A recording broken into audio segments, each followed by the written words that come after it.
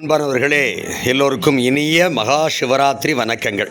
உங்கள் அத்தனை பேருக்கும் ஈஸ்வரர்கள் நிரம்ப கிடைக்கட்டும். உங்கள் வாழ்க்கை நலமாக இருக்கட்டும். உங்கள் குடும்பம் நல்ல செழிப்பாக இருக்கட்டும். உங்களுக்கு இறைவன் அருள் பரிபூர்ணமாக கிடைக்கட்டும். மகிழ்ச்சி. ஈசன் சிவராத்திரியை முன்னிட்டு நம்ம விரதமெல்லாம் இருப்போம், பசியோடு இருப்போம். அப்போது நம்ம பசியை தாங்கவும் செய்யணும். விரதத்துக்கு எந்த விதமான பங்கமும் வரக்கூடாது. அப்படியான ஒரு உணவு இருந்தால் சிறப்பாக இருக்கும் நம்ம நினைக்கிறோம். அப்போ அந்த உணவு தான் இப்போ நீங்கள் கண்ணில் பார்க்குறது. என்ன உணவு அது? சக்கரவள்ளி கிழங்கு. சக்கரவள்ளி கிழங்கு அருமையாக நம்ம பண்ணியிருக்கோம். இதில் சக்கரவள்ளி கிழங்கு மேலே ஏதோ அந்த குலோப் ஜாமுனுக்கு மேலே ஊற்றுற மாதிரி இருக்கே அப்படின்னு உங்களுக்கு தோணுது. உண்மை அதுதான், ரொம்ப சரி. சக்கரவள்ளி கிழங்கை வேக வைக்கிறோம். வேக வச்சு எடுத்துக்கிறோம்.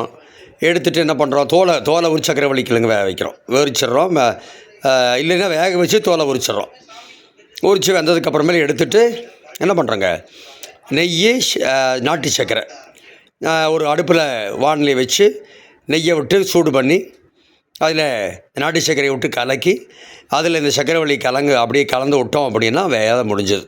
அவ்வளோதான். அற்புதமான உணவு, ரொம்ப சுவையான உணவு. சாப்பிட்டுட்டே இருக்கலாம். அப்படியாக இருக்கும். ரொம்ப அபாரமாக இருக்கும். நல்ல ஆற்றல் தரக்கூடிய உணவு இது. கொஞ்சம் காரமாக இருந்தால் நல்லாயிருக்கும்னு நினச்சிங்கன்னா, நான் இருந்தால் என்ன பண்ணுவேன்னா, நான் குறுமிளகு பொடியை தூவிக்குவேன். தூவிட்டேன்னா எனக்கு அந்த காரம் கொஞ்சம் கிடச்சிரும். அது கொஞ்சம் ஒரு மாதிரி காரமும் இனிப்பும் கலந்ததுன்னா இன்னும் சுவையாக இருக்குங்கிறது நான் உங்களுக்கு சொல்ல வேண்டியதில்லை. இதை முயற்சி பண்ணுங்கள். இதை செஞ்சு சாப்பிடுங்க. உடல் ஆரோக்கியத்தை பேணுங்க. நீங்கள் எல்லாமே உங்களுக்கு நல்ல பாசிட்டிவாக சேரும். வாழ்க வளமுடன். நல்லதை விரும்பும் முருகானந்தன், ஜெய் பன்னில் சேனலுக்காக. தேங்க்யூ. கருத்தாக்க உதவி ரேவதி லக்ஷ்மி விக்கி.